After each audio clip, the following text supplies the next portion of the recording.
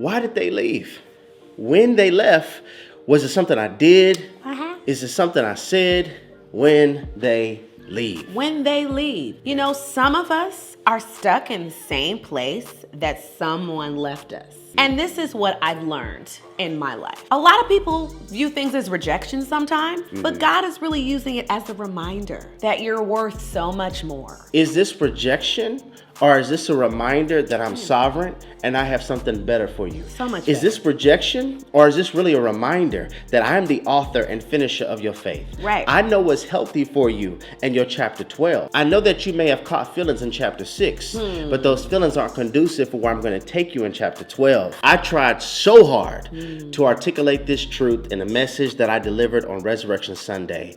Many times what we call rejection is actually redirection for resurrection. Ooh. Something in you died while you were there. Yes. Something in you died in that marriage. Something in you died in that relationship. So I have redirected you.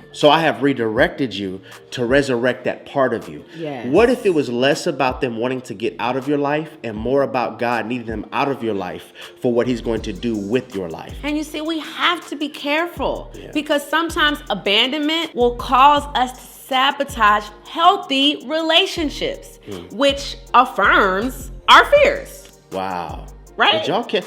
Like, If I keep on using the abandonment statement, come on. that can cause me to sabotage the healthy relationships that I do want. Right. Which will affirm the fear of them leaving too. Right. Because when you are used to trauma, peace feels awkward. Like, what is this? Right. When you This isn't normal. When you are used to trauma and dysfunction, Right. peace raises suspicion.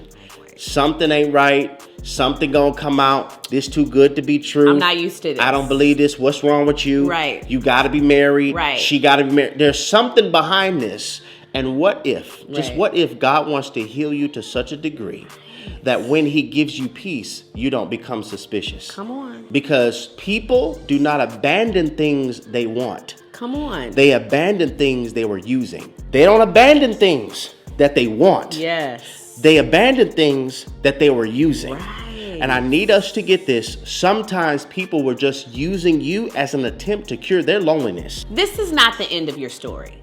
This is the end of their chapter in your story. This pandemic really exposed me to loyalty. You really don't know how close you are Right. until you are dealing with difficulty. And I think sometimes God uses storms, not always to expose what's in us, but to expose those around us. You won't know the loyal from the fake if you don't go through this. You won't know the loyal from the fake unless you go through this fire.